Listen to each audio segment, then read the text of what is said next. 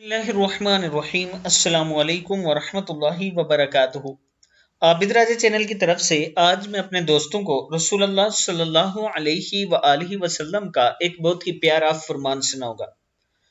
आप सल्लल्लाहु अलैहि वआलिहि वसल्लम ने फरमाया, हजरत उमर बिन खत्ताब रज़ियल्लाहु ताला अन्हु ने रसूलुल्लाह सल्लल्लाहु अलैहि वआलिहि वसल्लम से पूछा कि क्या हम में से कोई जनाबत की हालत में सो सकता है, यानी हम बिस्तरी के बाद सो सकता है। फरमाया हाँ, वुजू करके जनाबत की हालत में भी सो सकते हो। सही बुखारी की हदीस है। फिर सुन लें, रसूलुल्लाह सल्लल्लाहु अलैहि वआलिहि वसल्लम से पूछा गया कि क्या हम में से कोई जनाबत की हालत में सो सकता है।